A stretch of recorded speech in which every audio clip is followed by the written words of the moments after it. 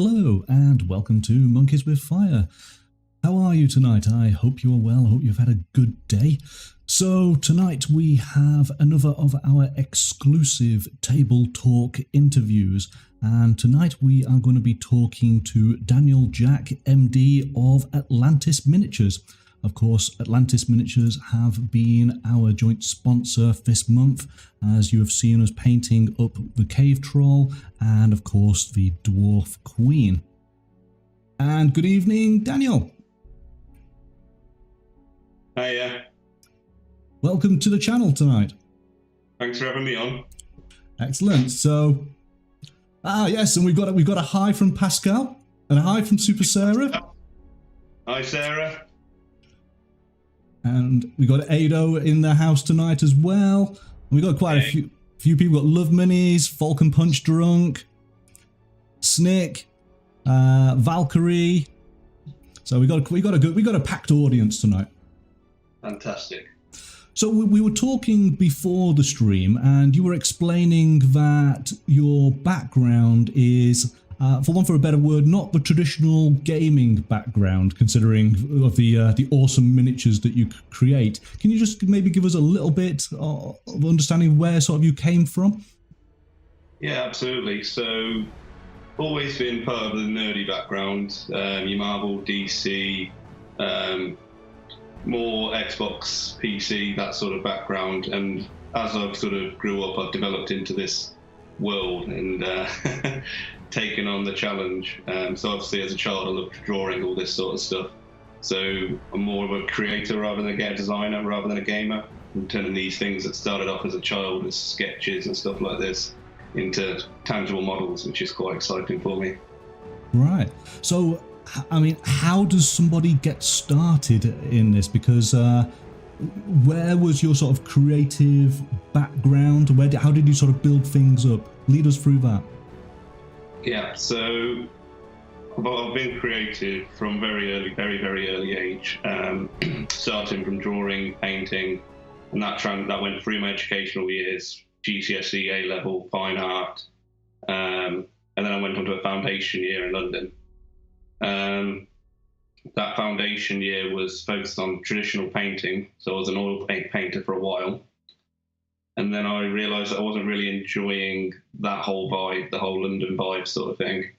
So I kind of then almost ended up on a course doing traditional sculpture for like churches and stuff. And then that never really occurred. I was on the premise of doing it, so I could have been doing something very, very different. And back in the day, I couldn't use computers to save my life. I couldn't set up a Facebook group, for example. So what actually happened was I started teaching myself how to use computers, downloaded some of these softwares. So I thought, hey, I can translate my traditional skills into something digital. So I went along that path for a while, and then I did a degree in computer animation arts. That kind of covers like your sculpting, texturing, animation, all the things built to go into film. So then I got a job in film for a while, and I worked on a few movies. And in that environment, there was so many creative people, but we're all seeing these people, these sculptures online, people sharing their Facebook stuff, and there's a lot more creative freedom in what you do. Now, turning that into a job is a different matter, but I saw people using Kickstarter as a premise for this, a way of actually turning it into a living. So I left MPC, a company in London, and eventually started building my range, released it, and fortunately the first one did very well. So it allowed me just to grow from there. Right. So Pascal's instantly latched onto the movie background, asking anything we know. So I was part of the team that worked on the Jungle Book, the Jon Favreau Jungle Book, with as part of what we called ourselves the Wolf Pack. So there was a team of about 5 or 6 of us who'd working on the wolves for a while. And then I had a little bit on an elephant, I had the crocodile, which was my baby, and I had a few other little parts in that film. Besides that, they're not all as cool as that. I was also on Goosebumps, and I did a little bit of work on Night at the Museum 3, doing a little bit of work on the stone sculpture guy that talks, the cracking around his mouth effect. Wow. I mean, and that's exactly what Pascal just said. So, I mean, wow. So when you watch The Jungle Book, I mean, can you see, when you look at the wolves, can you see your work? Does it stand out to you? Yeah. To the extent my girlfriend, friends, family won't watch it with anymore because I ruin everything. Because I say, I did that bit, and my friend did that. I wish I could have worked on that one, but my friend got to do Baloo and all this sort of stuff. So yeah, I have ruined that movie for a lot of people. Wow. And I guess I'm just looking at the cave troll here and looking at what I sort of realise is sort of quite elephant-styled legs, and now there's a bit of a link to Jungle Book here, isn't there? So yeah, it's always good to draw inspiration from something else. Elephant skin was exactly what I'm going for, and that's something that it shows through. Yeah, no, definitely. Okay, so you've done your experience in, and just to get a sort of an idea, because you said that there was a time when you couldn't use a computer, that you found it sort of literally incapable, so untech savvy. So that was something I had to learn very fast. And now everything in my life is hotkeys and ways to speed up my process.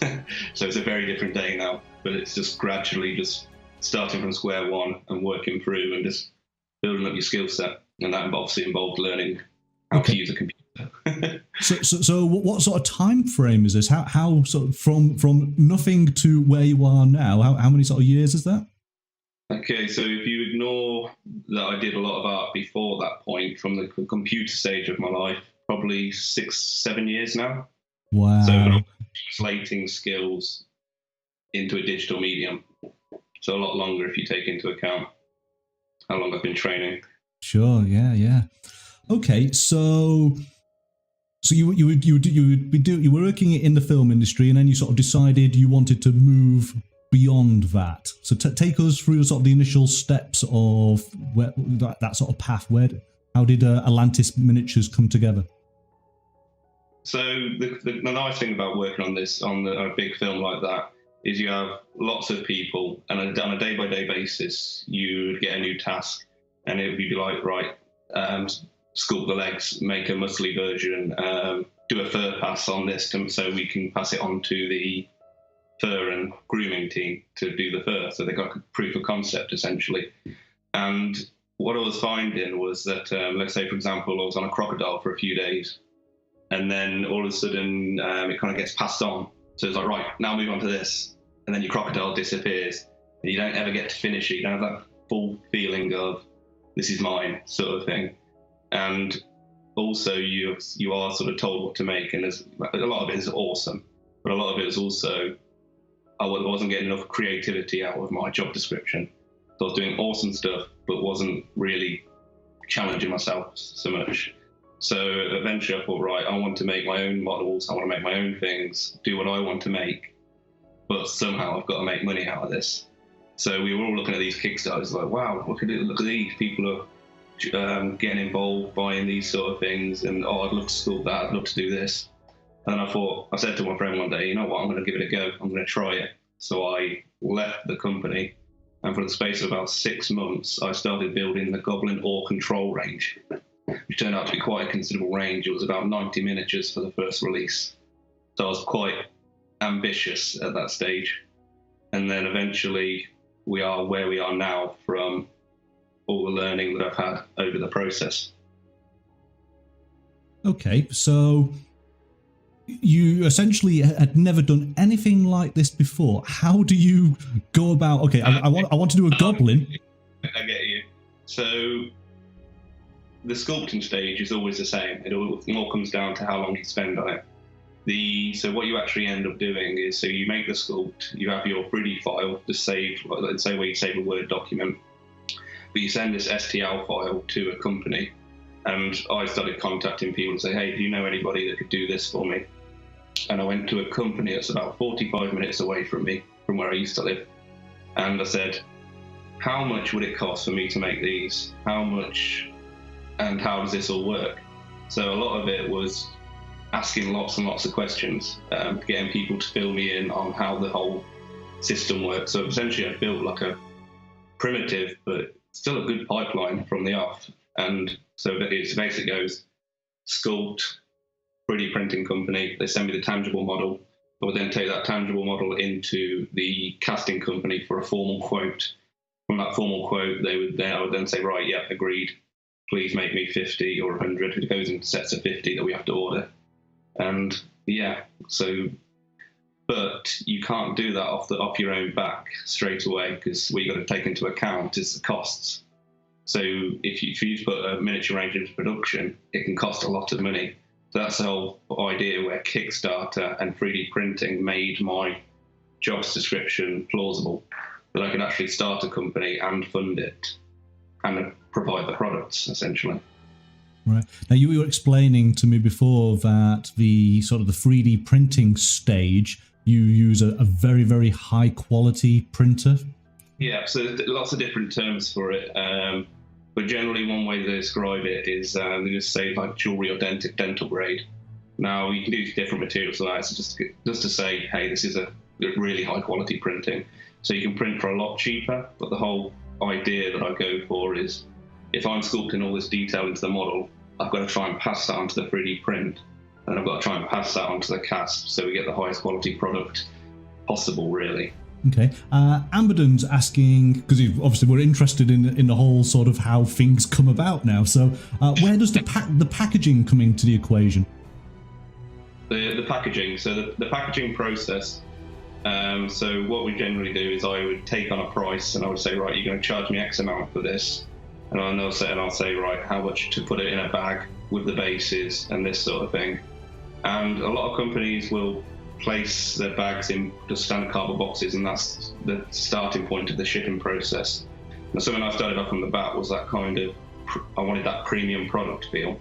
So if anyone's ever ordered from us before and ordered maybe 40, 50 pounds plus worth of miniatures, a lot of the time you'll get it in a Atlantis box, which I don't have.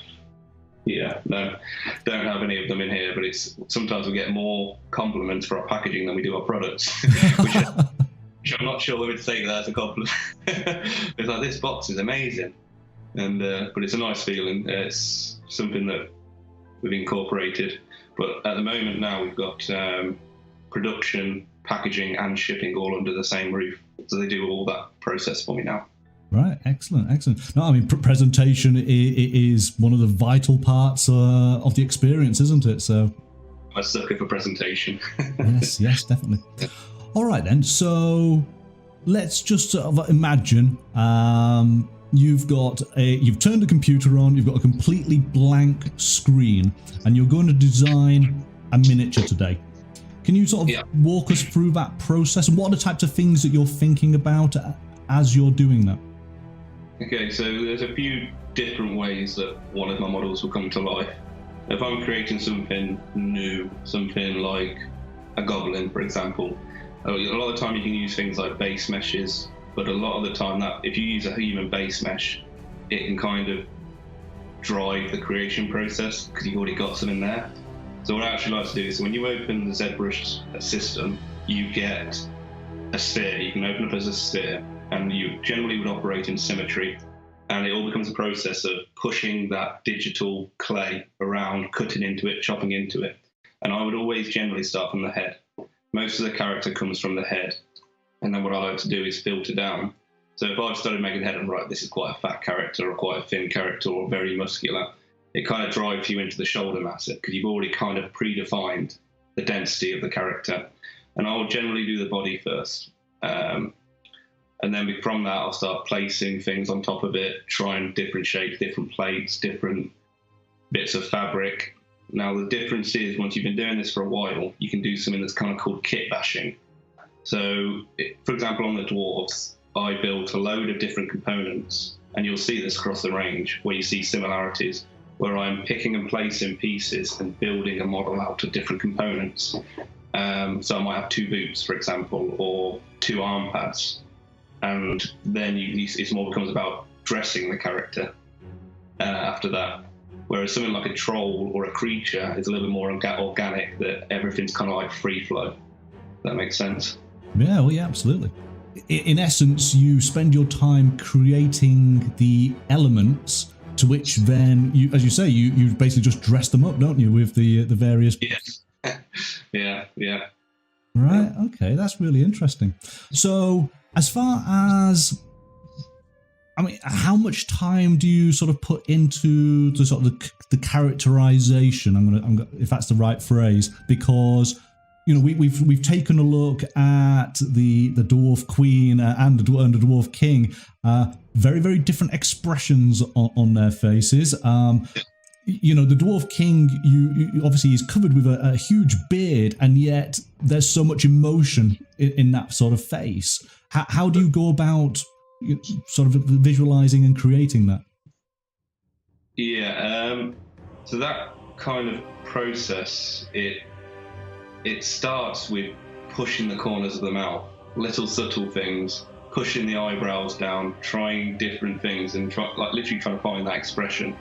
Because that expression, the way I would describe it, is the brewmaster.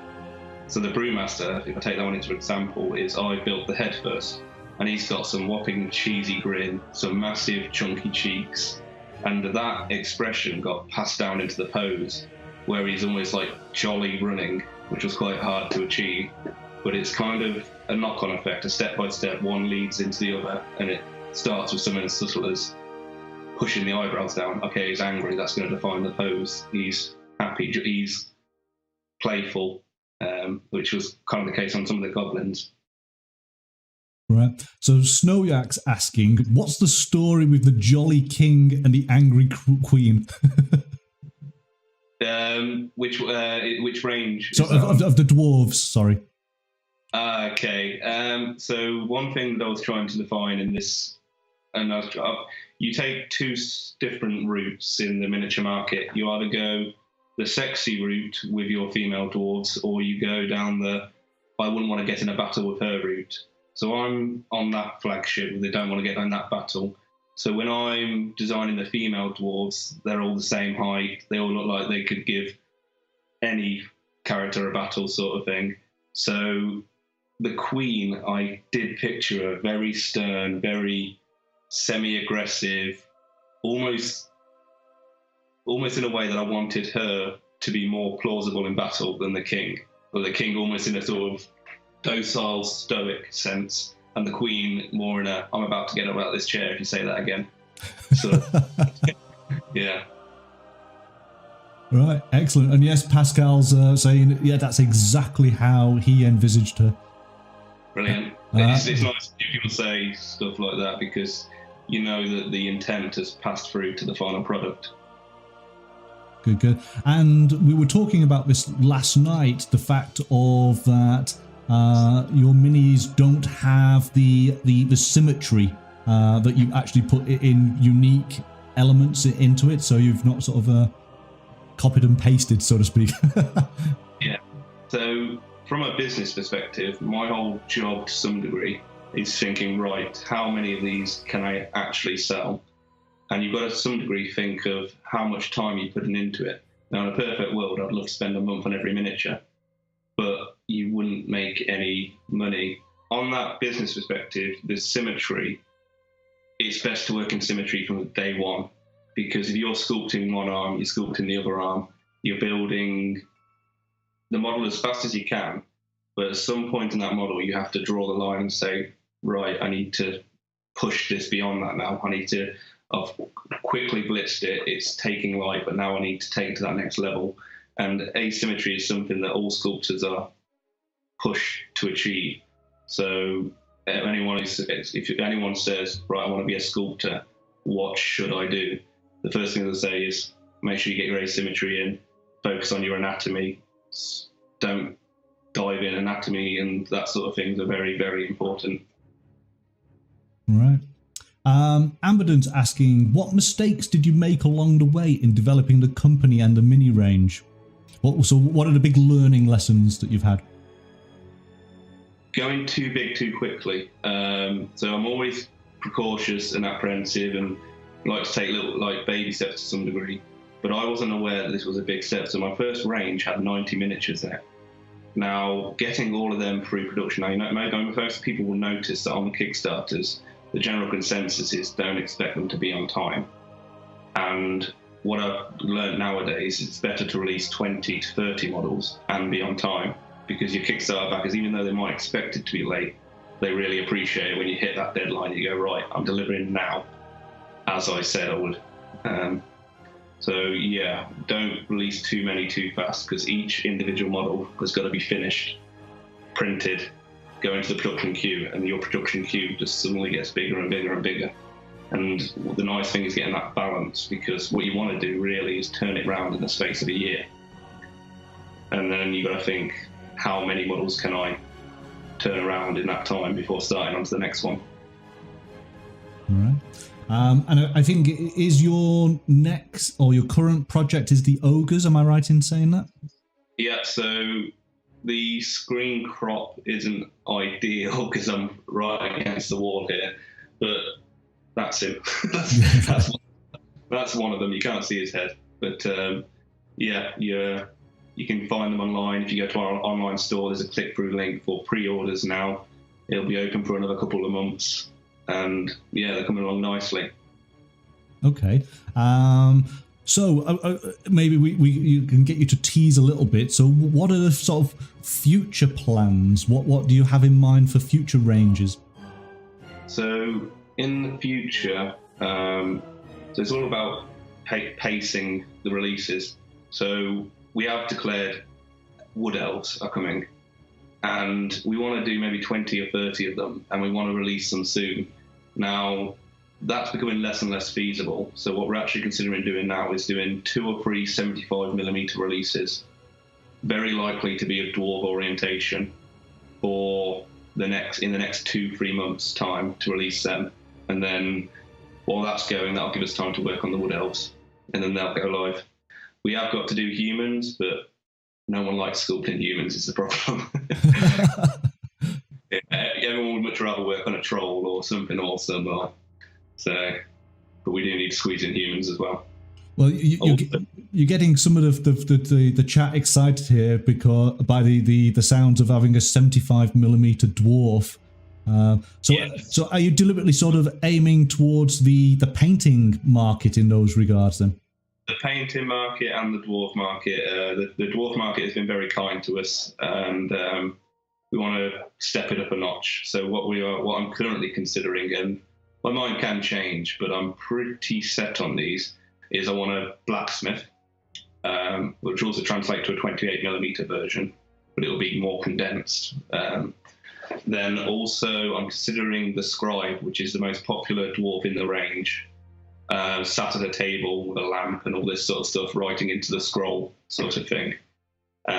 Basically, that kind of sets the idea that this lamp would be separate, so any artist can place this lamp wherever they are and almost use it as a light source is my idea. Also, I was considering a goblin thief, but this release will only be dwarves. What's the third one? Brewmaster stumbling over a barrel of beer. Excellent. That's the one where I'm really going to try and push a really dynamic pose, so it's looking like he's lost his footing, essentially. So I think it definitely sounds that you've got both Pascal and Ado on board with these ideas, that they're rubbing their hands in glee, it would seem. Brilliant. So Amberdoom's asking, what about halflings? We do get asked about halflings quite a bit, actually. We are considering taking on a few more of the different races, different factions, just to pad out our range, but not in the same way that we've done the dwarves. So, for example, we might be targeting the RPG market a bit more heavily with a couple of gnomes, a couple of halflings, a couple of dragonborn. So not an entire release, but something that we can squeeze in between our Kickstarters. So yes, I mean you're definitely getting lots of positive comments in regards to the 75mm. So I think you've really you've hit something here with everybody. That's good to hear. It's a new thing for us. So we have no idea what to expect from such a release. We only see what other companies are doing, and monitor the response that they're getting. So we don't know what to expect yet until we actually release them. So again, I'm going to make an assumption here, so please do correct me if I'm wrong. But as you say, you're a digital artist as opposed to a miniature painter. Am I right in saying that? Yes. Okay. And so when I'm doing traditional sculpture, I tend to sculpt quite big, and it all comes down to these meat claws when I'm considering painting. But so I struggle to even handle some of the dwarves. I wouldn't even try to paint one of the dwarves. Right. Yeah, so it's something that I've bought all the stuff. I've been meaning to do for quite a while now, and I really want to paint some of them up. But part of the problem is squeezing it all in when making more miniatures, getting halflings out there, that sort of thing. So that being the case, I mean, do you?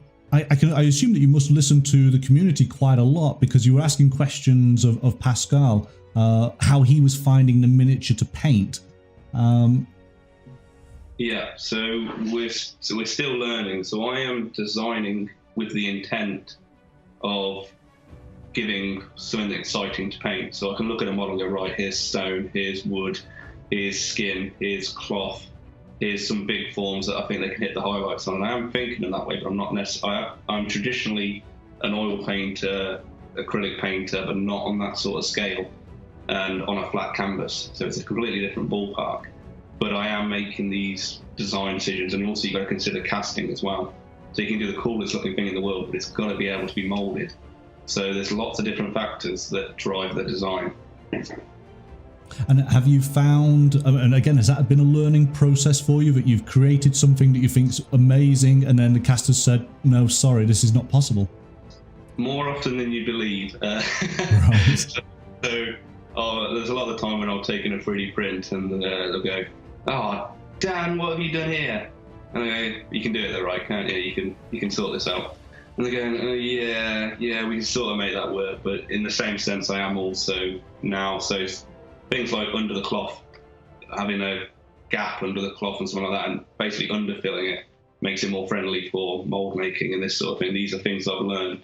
And just things like direction of the arms and the weapons, and where to chop things off. Now I try to keep as many miniatures as possible as one piece. That's part of our selling point to some degree, but sometimes you just have to chop it off, like a spear hand or a sword that's sticking up in the air like this. You just have to chop it somewhere. And that was actually something that I recognised when I was obviously unboxing your miniatures, how clean the cuts are, how deliberate, how then easy it is to put the miniature together. I mean, are you the one who makes the decisions where the cuts are, or is it the casting house that advise? So on something simple, a lot of the time I can go, right, they're going to want it like this, and I'll just proceed. But a new part of the pipeline is checking everything with them.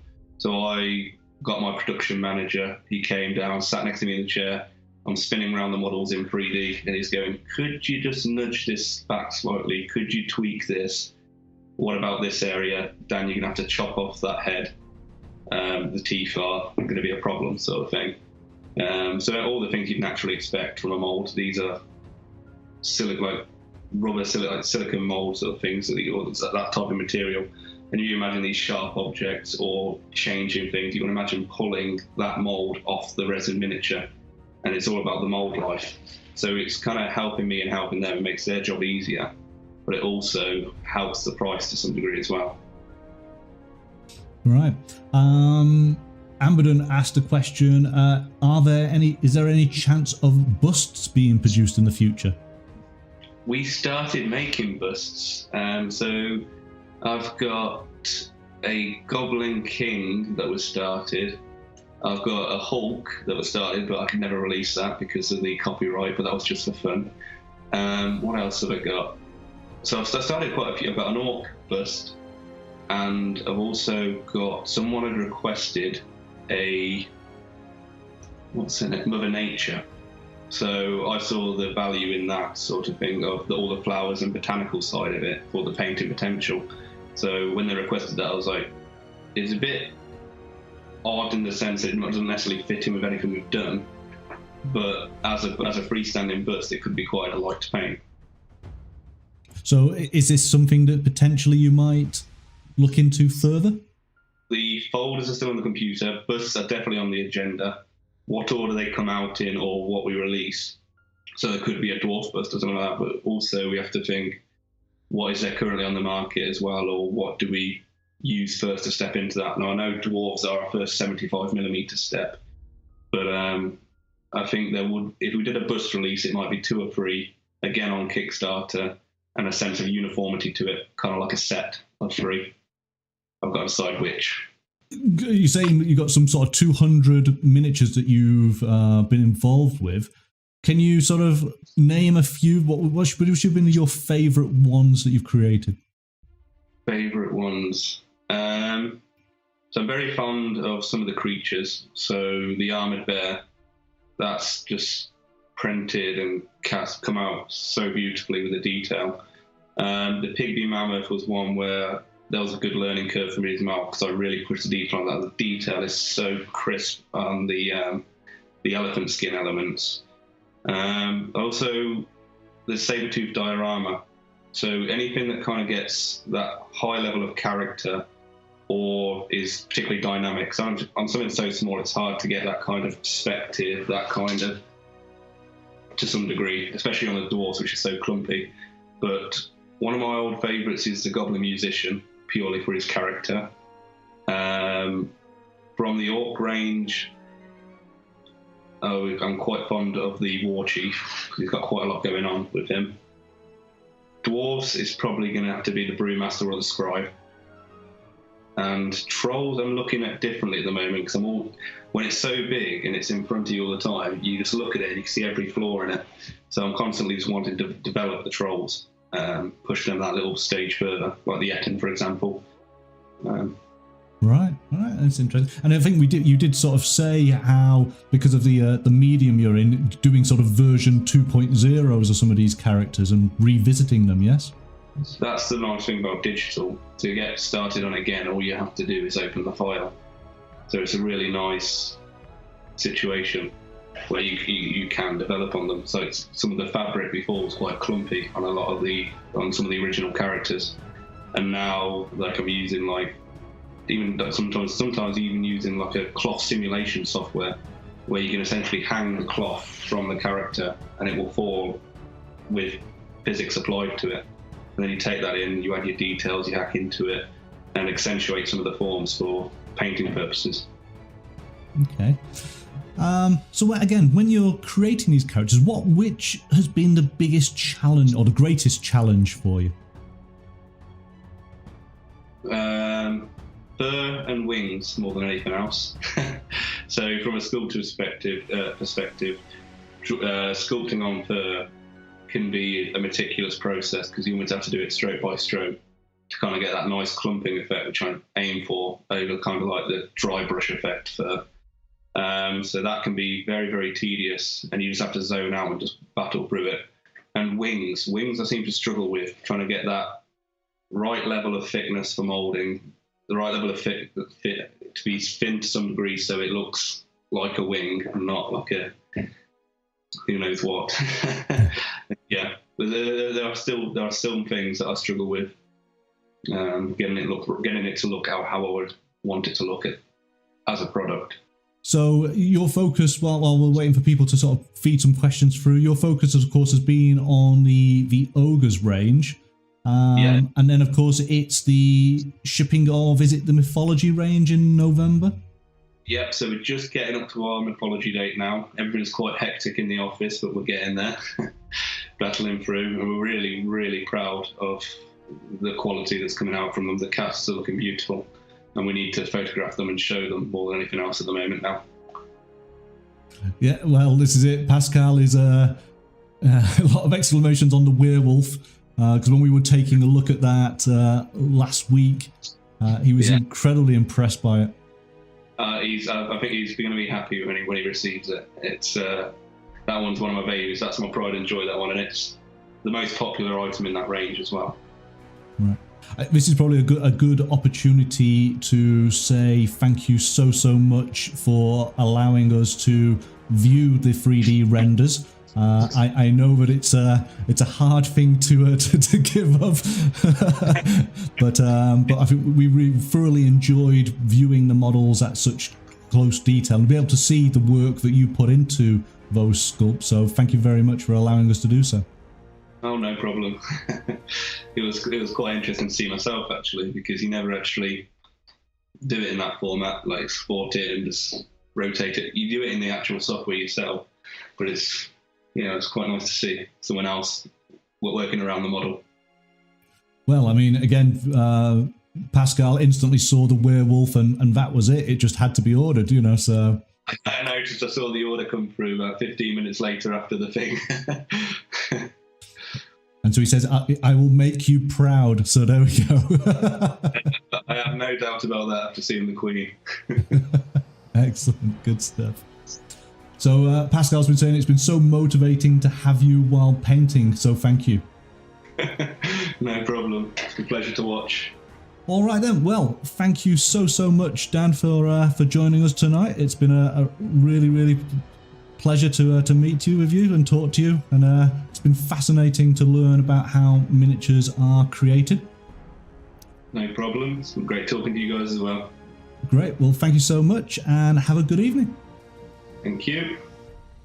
And there we go then. So thank you very much for Dan for sharing his time with us this evening. I found that fascinating.